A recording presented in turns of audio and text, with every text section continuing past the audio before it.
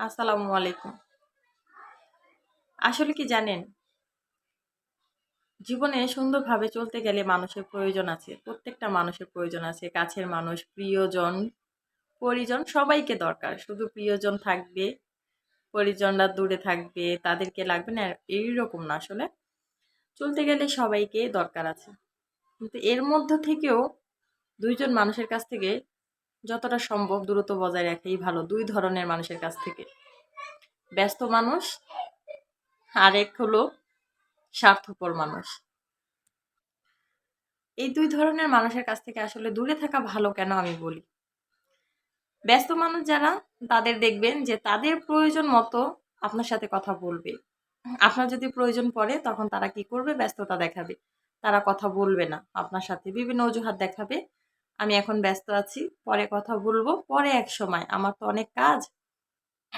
আমি এখন কথা বলতে পারবো না। বিভিন্ন অজুহাতে আপনার সাথে কথা বলবে না। তারা আপনাকে ব্যস্ততা দেখাবে। যখন তাদের প্রয়োজন পড়বে ঠিক তখন আপনাকে খুঁজে বার করবে।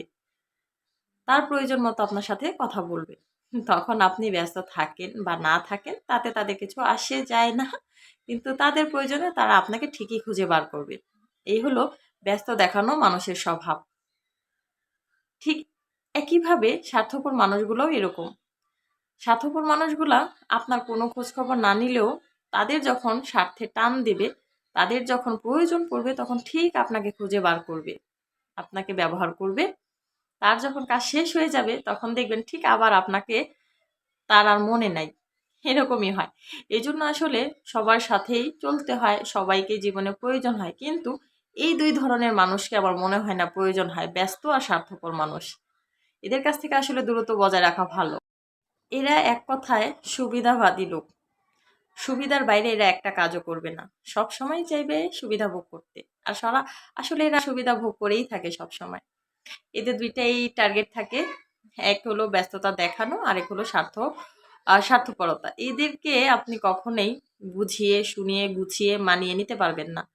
এরা একেবারে তাদের মানে তাদের যে কর্মকাণ্ড সেখানে তারা অটুট থাকে। আপনি যতই তাদের বোঝান, যতই তাদের বোঝানোর চেষ্টা করেন যে আসলে এগুলা ভালো না, স্বার্থপরতা, ব্যস্ততা, তারপরও তারা তাদের কাজটাই করবে।